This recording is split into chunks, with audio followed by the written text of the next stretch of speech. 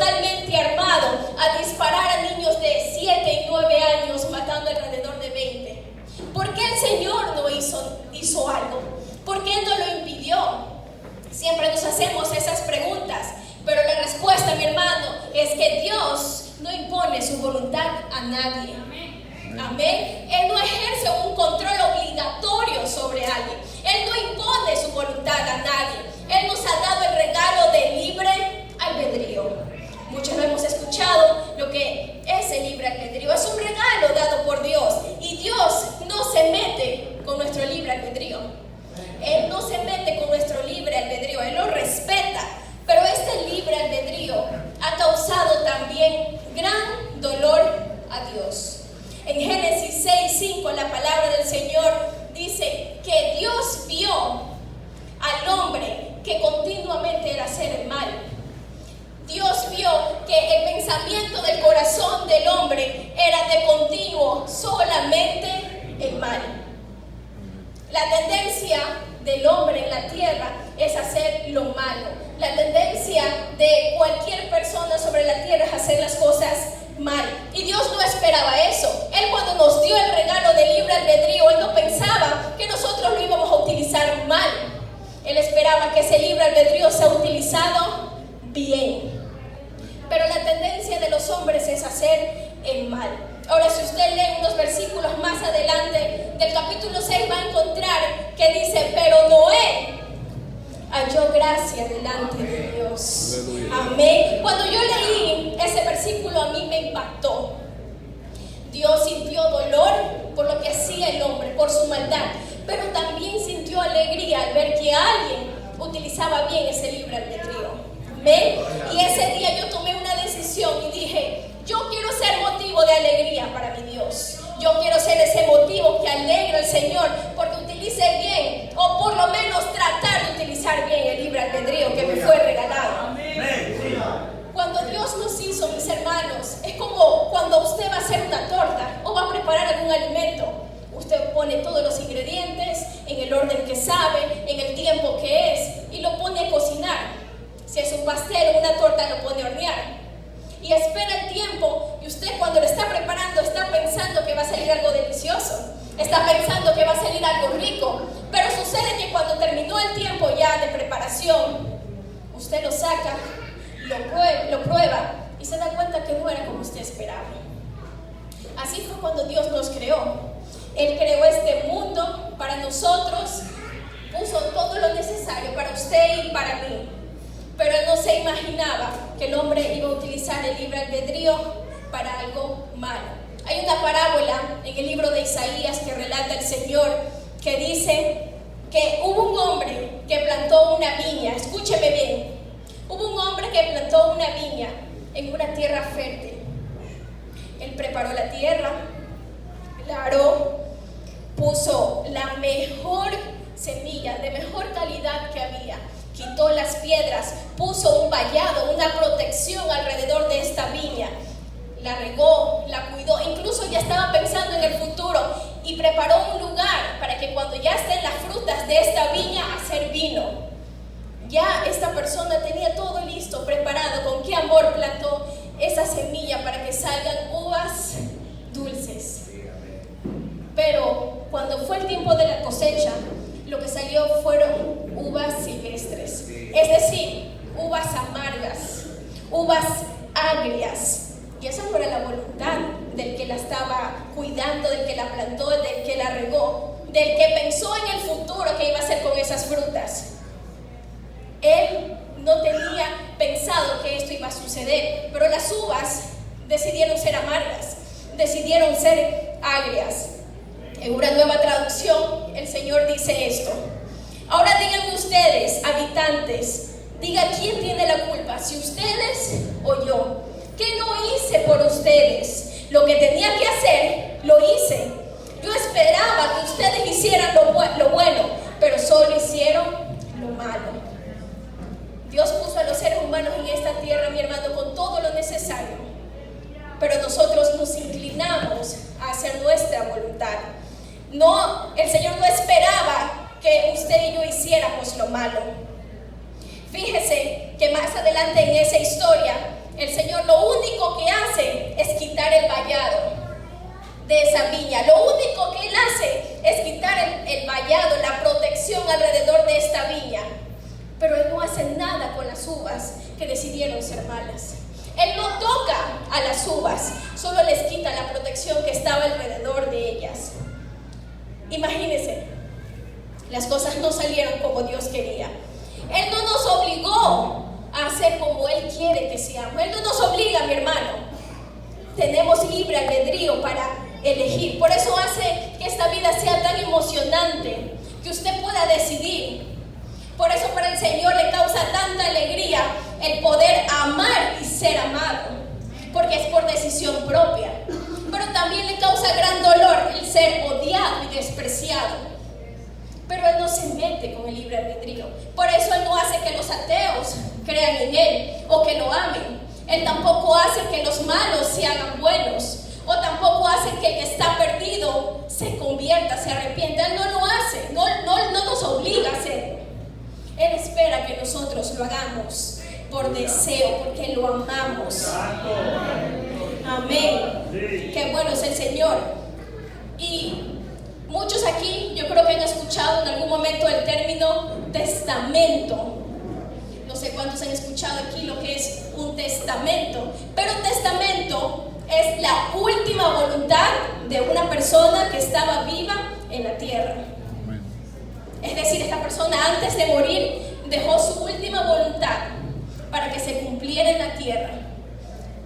Entonces, si testamento es voluntad, y aquí tenemos dos testamentos, quiere decir que el Señor nos dejó a usted y a mí su voluntad, su testamento en la palabra de Dios. Amén.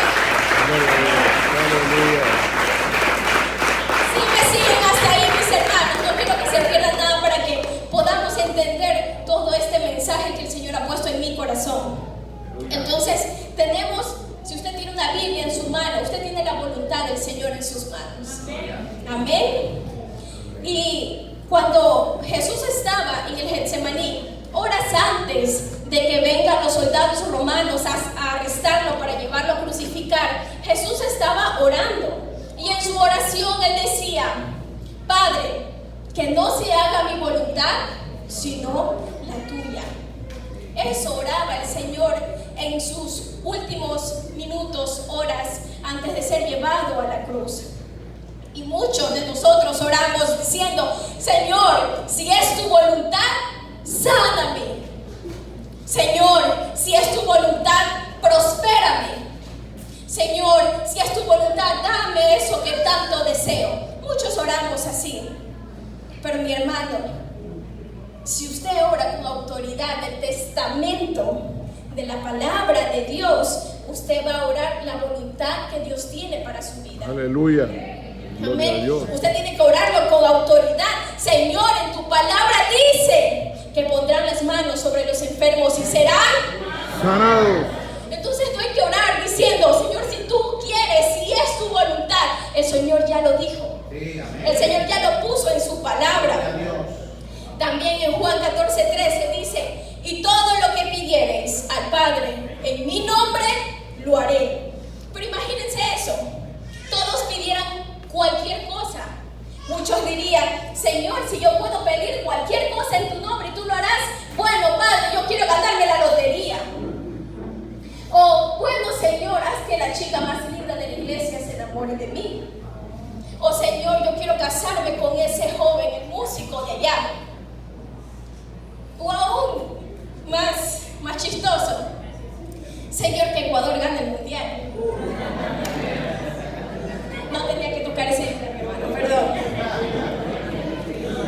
Imagínense, todos pidiéramos cualquier cosa, porque eso dice la palabra del Señor. Pero hay una razón por la que fue escrito 1 de Juan 5:14. Dice, escuche bien, y esta es la confianza que tenemos en Él, que si pedimos alguna cosa conforme a su voluntad, Él nos oye. Amén. Gloria a Dios. Podemos pedir cualquier cosa en el nombre de Jesús, pero siempre y cuando sea su voluntad.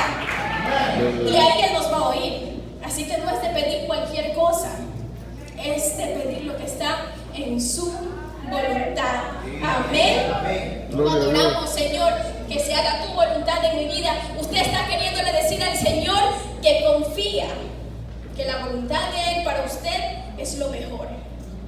Amén. Y voy a iniciar con la voluntad permisiva.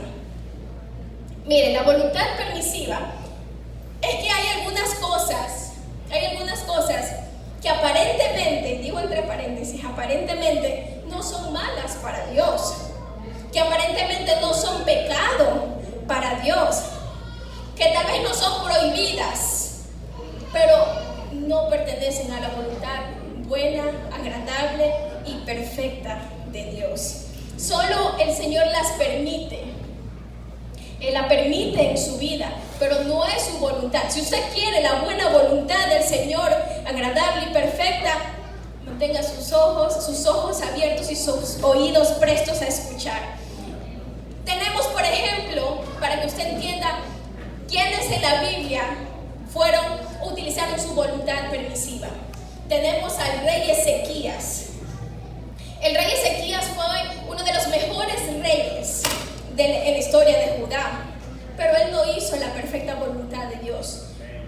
Cuando el profeta fue a buscarlo a Ezequías porque él estaba gravemente enfermo, él se acercó y le dijo: arregla tu casa porque vas a morir. ¿Y qué pasó? Él rápidamente fue a orar a Dios, el rey Ezequías, y le dijo: Señor, acuérdate de la integridad con la que yo he vivido para ti. Acuérdate de todo lo que yo he hecho para ti. Te pido que por favor me regales años de vida. Te pido que por favor no muera. El profeta ni siquiera terminaba de salir del palacio del rey cuando el Señor le habló y le dijo: regrésate. Anda, dile que le doy 15 años más. Que he escuchado su oración. Y gloria al nombre de Jesús. El rey tuvo 15 años más porque el Señor escuchó su oración, pero no era la voluntad del Señor que él viviera 15 años más. ¿Por qué? Porque el rey, a partir de ese momento, su corazón, dice la Biblia, que se enalteció, se convirtió en alguien orgulloso. Y por causa de ese orgullo, mis hermanos, por causa de ese orgullo, el pueblo de Judá cayó en manos, en esclavitud de Babilonia. Si usted conoce la historia, eso pasó. Dios lo permitió, pero no era la voluntad perfecta de Dios que él viviera 15 años más. Otro ejemplo que tenemos en la Biblia es muy conocida, y usted yo sé que la sabe, de Abraham y de Agar. Dios ya le había prometido a Abraham y a Sara, como ellos no podían tener hijos, él había prometido que iban a tener un hijo de la promesa, uno. Y tenían que esperar. Dios no les había dicho el tiempo, pero tenían que esperar. Y por no esperar, Sara, la esposa de Abraham, le dijo: ten intimidad con mi sierva para que ella te dé un hijo que nosotros podamos criar. Y Abraham lo permitió. Abraham accedió y tuvieron a Ismael. Luego se cumplió la voluntad perfecta de Dios cuando tuvieron a Isaac, pero Dios le había prometido un hijo y ellos quisieron ayudarle a Dios. Entonces tuvieron a Ismael. Y si usted sabe, mi hermano, Ismael, la descendencia de él son los árabes y la de Isaac son los judíos. Y hasta el día de hoy, árabes y judíos están en guerra, porque fue una consecuencia de la voluntad permisiva del ser humano. ¿Me siguen hasta ahí? Amén. Amén. Gloria a Dios. Gloria al nombre de Jesús. Aleluya. Otro caso que tenemos es el del profeta Balaam y el rey Balac. El rey Balac le pidió al profeta que maldijera al pueblo de Israel. Y hermanos, eso no se puede hacer hasta el día de hoy. Estamos llamados nosotros a bendecir, a orar por Israel, por el pueblo de Israel. Pero el rey le dijo: yo quiero que maldigas a Israel. Y el Señor le dijo: no, un rotundo no. Y el profeta le dijo: Dios dijo que no. El rey, ¿sabe lo que hizo? Mandó a personas más importantes, más famosas y con bienes para poder persuadir al profeta a que haga lo que él estaba pidiendo. Entonces, ya viendo todo eso, ya el profeta dijo, orando, Señor, pero ¿y si es tu voluntad? Ya el Señor, ¿qué había dicho el Señor? No. Que no, pero él ya está orando, pero ¿y si es tu voluntad? Y se fue. Ahí es cuando muchos de nosotros nos equivocamos. Dios dice claramente que no, pero le decimos, Señor, pero ¿y si es tu voluntad? Señor, ¿y si es tu voluntad que yo vaya a esa fiesta? Señor, ¿y si es tu voluntad que yo comparta en esta cena de Navidad con mis amigos que les gusta las bebidas alcohólicas? Señor, ¿y si es tu voluntad, conviértela? El Señor ya dijo que no. El Señor ya dijo que no. Esa es nuestra voluntad, la permisiva, pero no es la voluntad perfecta de Dios. Amén. Mis hermanos, David, Salomón, Jacob, todos ellos y muchos hombres más de la Biblia que tuvieron más de una esposa, el Señor les dijo que era solo una mujer, pero ellos decidieron tener más esposas. Claro, el Señor los seguía utilizando. Ellos podían seguir sirviendo a Dios, pero Dios no estaba agradado. Esa no era la voluntad de Dios. Él fue claro, una sola mujer. Que Sansón le gustaran las filisteas. Aleluya. Dios lo siguió usando, pero creo que aquí muchos saben cómo terminó Sansón. Esa es la voluntad permisiva.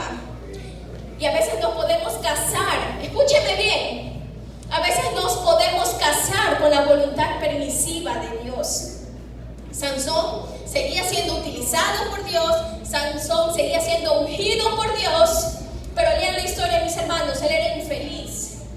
Un hombre que sufrió a causa de las mujeres y por último perdió sus ojos. ¿Quién quiere perder aquí sus ojos por hacer su voluntad? Yo creo que nadie.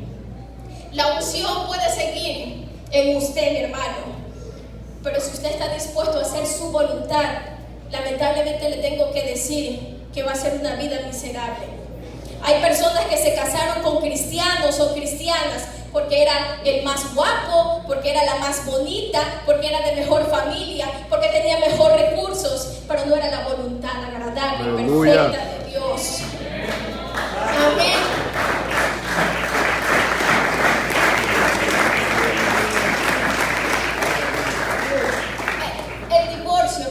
Esa no es la voluntad de Dios, no es la voluntad de Dios, y Dios lo perdona, pero Dios prefiere que usted siga bien desde un principio. Aleluya. Porque habrá consecuencias, lamentablemente, pero Dios quiere que usted haga las cosas bien. Siempre, mientras usted tenga vida, siempre hay esperanza para hacer las cosas como Dios quiere, a la manera de Dios. Amén. No venir a la iglesia, mi hermano, simplemente porque está lloviendo, porque juega Ecuador. Esa no es la voluntad perfecta de Dios. Es su voluntad, es lo que usted ha querido y el Señor lo permite, pero no es su voluntad perfecta. El que usted y yo estemos aquí, esa es la voluntad de Dios. Amén. Estamos en la voluntad de Dios. Amén. El estar aquí, mi hermano. Todo lo que yo acabo de relatar son o se consideran voluntades permisivas, pero lo que yo quiero que usted recuerde es que la voluntad de Dios la voluntad permisiva no es de Dios, esa es suya y mía, es lo que nosotros hemos decidido y Dios solo lo permitió. La voluntad de Dios es buena, agradable y perfecta. Pero bueno, hermana, ¿cuál es su voluntad? Miren, para saber la voluntad de Dios, primero lo primero, yo dije, mi hermano, que la voluntad es un testamento. Para usted saber la voluntad del Señor, primero tiene que leer su palabra. Si usted quiere saber qué hacer en diferentes situaciones de su vida, mi hermano, tiene que leer la palabra de Dios. Segundo, si usted pasa tiempo con Dios, va también a saberlo. Imagínese cuando está conociendo a una persona, mientras más tiempo usted pase con esa persona, más va a saber qué le gusta, más vas a ver qué le agrada, qué no le agrada, de qué manera. Así mismo es, si usted pasa más tiempo con Dios, va a saber cuál es su voluntad. Aleluya. Y por último, mi hermano, el ser guiados por la voz del Espíritu Santo. Miren, si usted quiere saber, decidir bien, usted tiene que escuchar esa voz, ese pensamiento, ese impulso, ese susurro que usted sabe escuchar, el que te dice, shh, cállate, mejor no digas nada. Ese que te dice, no vayas para allá. Aleluya. Ese que te dice, perdónalo. Ese que te dice, perdónala. Esa voz que tú escuchas y te dice, no compres eso. Esa voz que te dice, no empieces una relación con esa persona. Eso es el Espíritu Santo hablándole a su vida. Cuando usted escucha que esa voz que dice, no tengas temor, anda, habla la palabra, que yo estaré contigo. Esa es la voluntad del Señor. Aleluya. Los grandes hombres en la Biblia todo el tiempo le estaban recordando a Dios su palabra. Ellos oraban así: Señor, tú dijiste, Señor, tú prometiste. Tenemos un ejemplo en Génesis 32:9. Génesis 32:9, que Jacob le dice al Señor, tú dijiste, vuélvete a tu tierra y a tu parentela y yo te haré bien. En otra traducción dice, yo te prosperaré. Le recuerda, tú lo dijiste, Señor. Cuando usted ora también tiene que decir, acuérdate, como lo hizo Moisés en Éxodo 32:13. Acuérdate, le dice Moisés a Dios. Nehemías también le dice, acuérdate. Una de las maneras sabias que usted y yo podemos hacer para orar, mi hermano, es decirle al Señor, tú dijiste. Cuando vaya a sus rodillas, dígale, Señor, tú dijiste, tú prometiste. Acuérdate, Señor, acuérdate de tus promesas. Esa es la manera correcta de pedir su voluntad a nuestra vida. Mateo 6:33 dice, mas buscad primeramente el reino de Dios y su justicia, y todas estas cosas os serán añadidas. Mire, esto es muy clave, este versículo. La prioridad de Dios no soy yo. Escúcheme bien. La prioridad de Dios no soy yo, no es usted. La prioridad de Dios no es mi problema, ni mi enfermedad, ni mi necesidad. Esa no es la prioridad de Dios. La prioridad de Dios es su reino. Si usted no lo sabía, le digo que la prioridad del Señor es su reino. Porque Él dice que eso es lo primero que nosotros tenemos que buscar, que le pongamos atención. Mire, si usted quiere que Dios le ponga atención, empiece por el reino de Dios. Amén, gloria a Dios. Mi hermano, en Jesús, llevémoslo a la relación de padres e hijos. Yo recuerdo que cuando yo quería pedirle algo a mi mami, o quería que ella me dé permiso para algo, yo primero iba y me tenía que meter en las cosas que a ella le gustaban. Tenía que empezar por lo que a ella le interesaba. Por esas cosas que ella sentía en su corazón, que ardía su corazón, por lo que a ella la movía. Yo no podía ir directamente y decir, mami, deme permiso para esto, o mami, yo quiero esto, porque ella me iba a decir no. Pero si yo primero iba y le decía, mamita, qué lindo que predicaste tal día, el mensaje estuvo precioso. Yo le decía, mami, ¿ya escuchaste la nueva canción de Gladys Muñoz? Porque le encanta a mi mami cantar Gladys Muñoz. Y yo estaba siempre empezando por ahí, y ella, sí, mi hijita, no, en serio. Y ella estaba contenta con lo que yo decía. Entonces yo primero me metía, me involucraba en las cosas que a ella le gustaba, y yo luego iba a tener una respuesta favorable de ella. Ella me iba a decir, bueno, mi hijita, no, es que hay que ser sabios. Y yo le decía, y ella me decía, bueno, mi hijita, ¿y cómo te fue con tal cosa? Mi hijita, ¿cómo va con tal cosa? Así quiere que Dios hagamos nosotros, usted y yo. Dios quiere que primero nosotros nos metamos en su reino, nos involucremos en el servicio, en lo que a Él ama, en lo que a Él le agrada. Ese es el secreto. Ese es el secreto, meternos primero en lo que a Él le agrada. Entonces,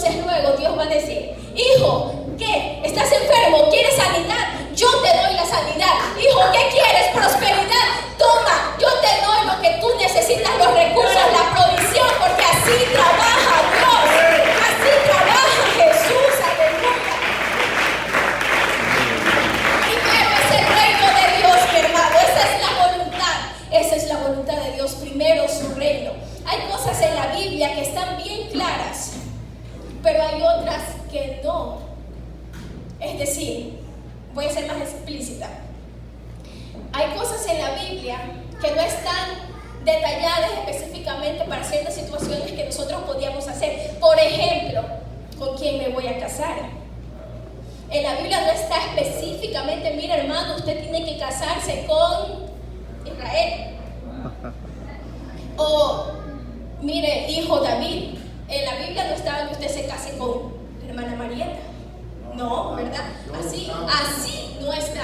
Hay situaciones como las de prosperidad, como las de sanidad, como las de protección, como las de socorro. Muchas situaciones, sí, la Biblia habla específicamente.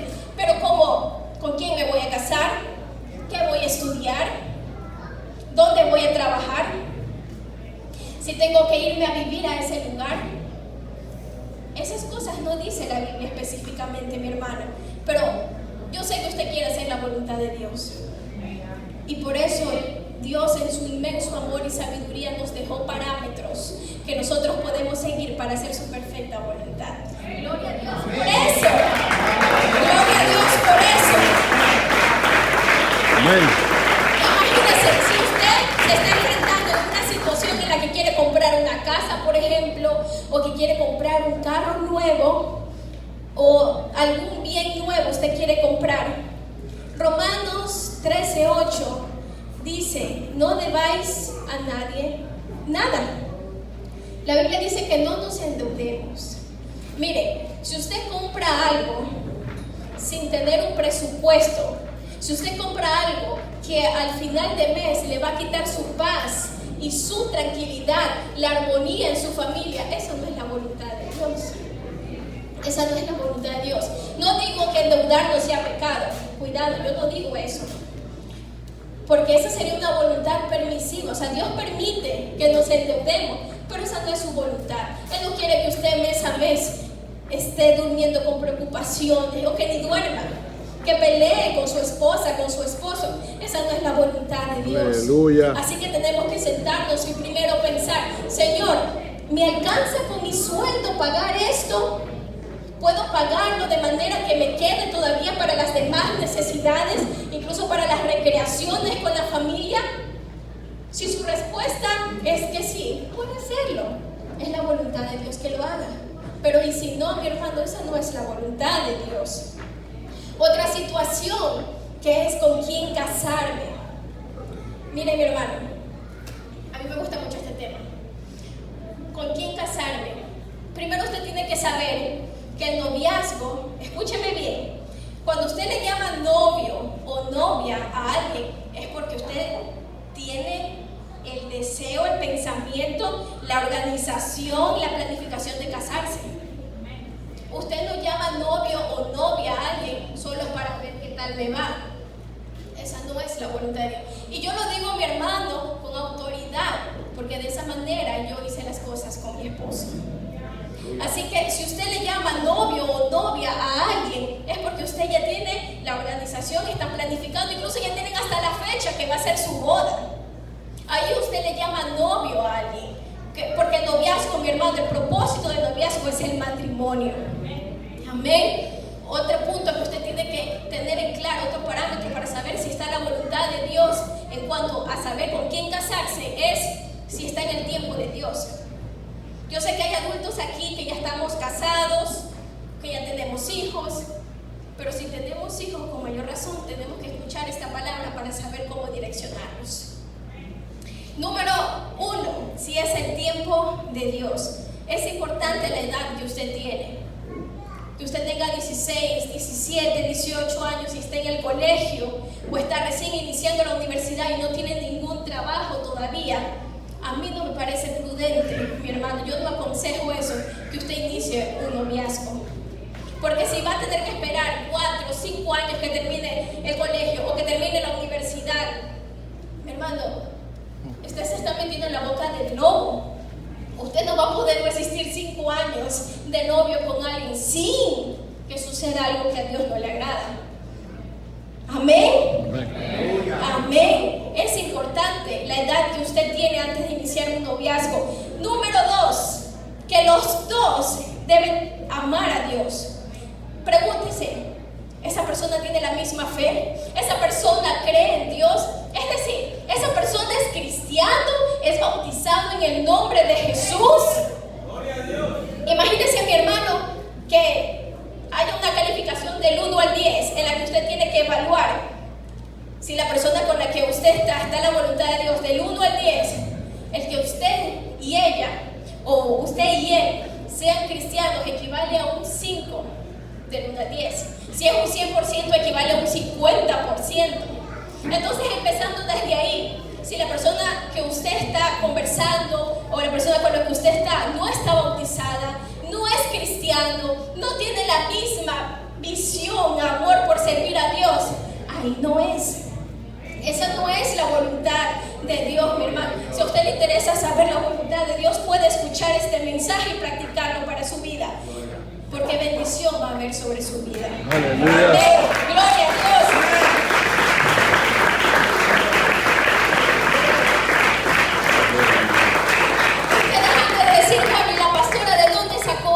Eso seguramente se lo inventó. No, mi hermano. Segunda de Corintios 6:14 dice la palabra de Dios: no os unáis en yugo desigual con los incrédulos. No os unáis. Ahí está, mi hermano.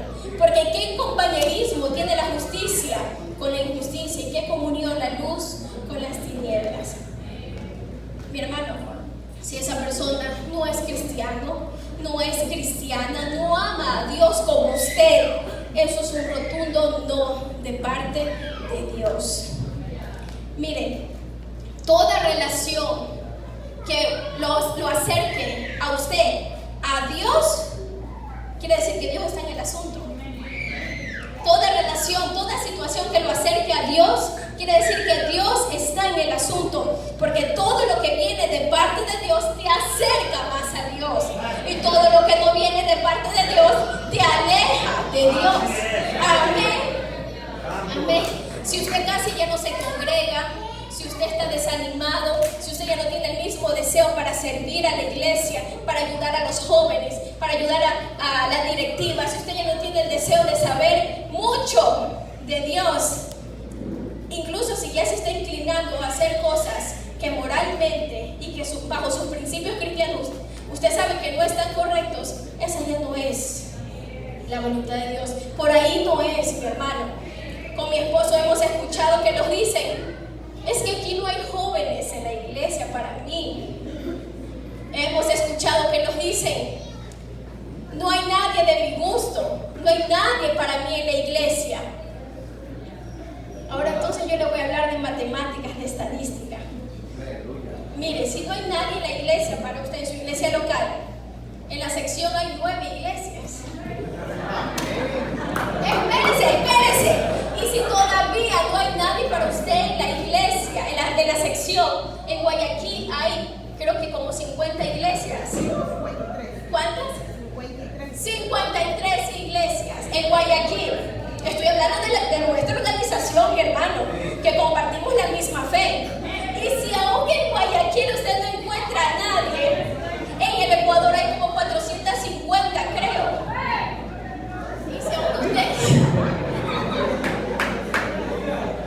Y si usted aún dice que en la iglesia no hay nadie, y es más selectivo, a nivel mundial hay 43,000 iglesias del nombre de Jesús de nuestra organización.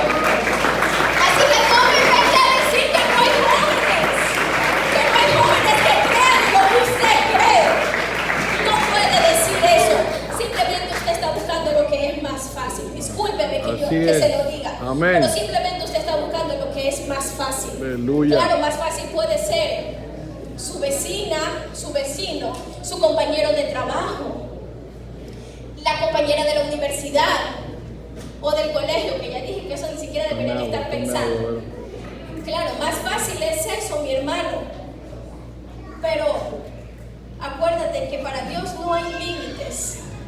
Para hacer la voluntad de Dios no hay límites. Si Dios quiere hacer la voluntad en su vida, Él va a saber cómo y cuándo. No te desesperes, espera. El Señor no tienes que ayudarlo. Al Señor no hay que ayudarlo, hay que esperar. Hay que creer en su palabra, no hay que manipular jóvenes. A los jóvenes. Amén. Amén. Yo conocí una persona que decía, pero ya está llegando a la iglesia. Y es una persona que recién está llegando a los pies de Cristo. Gloria a Dios por eso. Pero usted, antes de tener una relación, primero tiene que ver los frutos en esa persona. Joven, antes de usted estar en una relación con alguien que recién está llegando a la iglesia, primero vea los frutos de esta persona. Porque puede ser que solo lo haga para agradarlo a usted. Mire, yo desde que conocí al Señor, he conocido muchos jóvenes que se han bautizado solo para que al ojo de las personas sea aceptable, permitido que él o ella puedan estar con alguien que ya les servía, que alguien que ya estaba en la iglesia, y por eso solamente se han bautizado. Pero eso no es agradable para los ojos de Dios. Puede ser agradable para el hombre, para los padres, para el hermano, pero no es agradable para los ojos de Dios, siempre y cuando esta persona solo lo está haciendo por ti y no por Dios. Mire, el que quiera agradar a Dios, procura hacerlo aunque usted no lo vea. Procura hacerlo si usted no está presente, es porque ama a Dios. Amén. Ahí usted fíjese, en eso usted fíjese. Eso, mire, hermano, es mejor demorarnos un poquito. Iglesia, jóvenes, es mejor demorarnos un poquito, pero saber que lo estamos haciendo bien. Mire, otro punto que usted, otro parámetro que usted tiene que considerar para saber si está en la voluntad de Dios con esta persona que está conociendo es saber si al poner límites están en común acuerdo. ¿A qué me refiero con esto? A que no estén a solas, a que no hagan cosas cuando nadie los está viendo. Miren, más claro, al vocabulario de los jóvenes, no den chance, no den papaya, decía mi hermano. Mi hermano, si usted está conociéndose con alguien, tengan el común acuerdo de poner límites. Es muy duro. Mire, no dé besos prolongados. ¿Quiere algo más específico? No dé besos prolongados. El beso prolongado lleva a otras cosas. Y si usted no está casado, no debería hacerlo. Yo recuerdo cuando mi esposo y yo nos estábamos conociendo, no éramos novios, y yo ya lo he contado esto a algunos jóvenes y en otra iglesia. Cuando mi esposo y yo nos estábamos conociendo, de manera individual, él y yo teníamos un pacto con Dios. Yo le había pedido al Señor que si yo iba a estar con una persona, yo no iba a dar ningún beso, ni iba a recibir ningún beso, no lo iba a permitir, si es que yo no estaba segura de que yo ya me iba a casar con esa persona. Ese era mi pacto con Dios. Yo no iba a permitir que nadie me bese, ni yo besar, si yo no estaba segura que esa persona iba a ser mi esposo. Cuando comenzamos a conversar con mi esposo, él y yo, y ya empezamos a tener temas más profundos, ya de conocernos de una manera bonita y especial, salió a relucir esa conversación. Yo se lo mencioné y él dijo: yo tengo el mismo pacto con Dios, la misma promesa con Dios. Era más fácil, mi hermano. Yo tuve un año de conocer de manera especial a mi esposo, sin ser novios. Un año nos conocimos exclusivamente, él y yo respetándonos. Y sí que era difícil, no le voy a mentir, porque uno entre más ama a esa persona, usted quiere tener contacto físico, es totalmente natural, pero es más fácil respetar esos límites cuando hay un común acuerdo. Y solo alguien que ama a Dios va a poder respetar ese común acuerdo de su corazón. Gloria a Dios.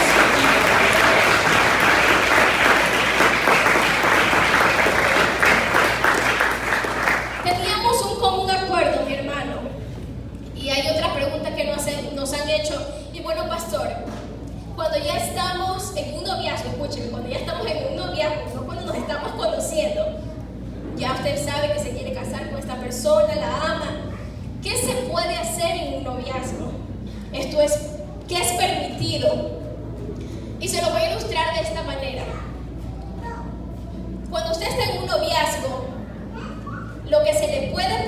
a usted hacer es, mire mi hermano, usted puede tocar todo lo que usted puede ver.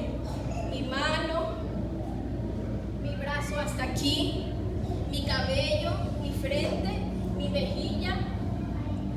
Si usted ya se quiere casar, ya está pensando casarse, claro, de pronto se pueden dar un beso, pero ya dije que no prolongado. Pero todo lo que está cubierto por mi ropa, eso le pertenece a mi esposo. Eso le pertenece a mi futuro esposo. Eso le pertenece a mi futura esposa. ¿Sí me hago entender? ¿Sí me hago entender? Entonces, mis hermanos, cuando usted esté considerando qué puedo yo hacer, piense en eso. Todo lo que está cubierto por su ropa yo no puedo tocar. Amén. Eso le pertenece a su futuro esposo, a su futura esposa. Amén. Y no se preocupe, mi hermano, si usted de pronto ha caído en alguna de estas prácticas, porque Dios es tan bueno. Lo importante aquí es que usted se aparte de dicha práctica. Lo importante es que usted tenga dominio propio. Amén. El Señor puede volver a empezar, puede restablecer su vida, puede restablecer su santidad si usted quiere agradarle realmente, si quiere hacer las cosas a la manera de Dios, porque todo lo que viene de parte de Dios no es indebido, no es inapropiado, nada que ofenda a Dios. Amén. Ya estoy por terminar. Escúcheme lo que le voy a decir. Otro parámetro que usted tiene que considerar es si esta persona es honesta y transparente con usted, si lo respeta. Imagínese, mi hermano, que usted está iniciando una relación con una persona que no sabe lo valioso que es usted, que no sabe el hijo valioso que usted es, que lo trata mal, que lo trata como que si usted no vale nada, que le miente, que lo engaña. Si hay una persona que lo está tratando así y usted recién lo está conociendo, ¿qué le hace pensar que en el futuro lo va a tratar mejor? Si ahora, que se supone que cuando uno está conociendo a alguien saca lo mejor, la mejor versión de uno mismo, pero si ahorita no lo respeta, no está validando lo que Dios ha hecho por usted, mi hermano, ahí no es. Imagínese que usted va en un carro. Yo he visto que la mayoría de los carros tienen un tablero con diferentes señales. Se prende una luz si la puerta está mal cerrada. Si el radiador está recalentado, se prende otra luz de alerta. Si es que la puerta del maletín está mal cerrada, también tiene otra luz. Y para muchas otras funciones de alerta, el carro tiene su señal. Y usted va en un carro y de repente ese carro se prende una luz y usted dice, no ha de ser nada, y sigue manejándolo. Y se prende otra luz y usted dice, no pasa nada, yo sí voy a llegar a donde quiero, y sigue manejando. Y no le presta atención a las señales de advertencia. Y más adelante, mi hermano, lo más probable es que se abra una puerta del carro y suceda un accidente. Y lo más probable es que de pronto el motor, la máquina se funda porque usted no prestó atención. Así es, mi hermano, usted ahora tiene la oportunidad de ver las señales que Dios le está mostrando. Usted puede ver la señalética que te dice algo, advertencia, no lo hagas, pero usted sigue, mi hermano. Lo más probable es que usted le toque solucionar un problema mucho mayor de lo que pudo haber sido si le prestaba atención cuando estaba siendo alerta. Mira, hermano, si usted tiene que esperar, si usted tiene que demorarse un poquito para conocer a la persona correcta, espere en Dios. Esa persona va a venir porque Dios lo ama y le va a enseñar cuál es su voluntad perfecta. Yo no sé los casados aquí, pero cuando yo me casé con mi esposo, yo me casé con él no solo porque estaba bien, no solo porque a mí me parecía lindo, no solo porque a mí me gustaba. Yo me casé con él porque cuando él y yo nos juntamos teníamos visión de reino, porque sabíamos que íbamos a hacer grandes cosas en la tierra. Cuando yo me casé con mi esposo es porque la forma en la que yo quería agradar a Dios con mi vestimenta para él también era importante. Yo me casé con él porque sabíamos que juntos podíamos hacer grandes cosas para el propósito de Dios. Hermano, cásese con alguien que tenga el propósito de Dios para su vida. Busque a alguien, hermano, que cuando usted diga me voy a casar con él o con ella, el infierno tengan nervios. Digan, estos dos que se van a casar van a ser tremendo problema para el infierno, para los planes de Satanás. Búsquese una persona que tenga visión de reino. Cásese con una persona que lo impulse a acercarse a Dios. Cásese con una persona que valore lo que usted es. Cásese, busque una persona que sepa el potencial que tiene en las manos de Dios.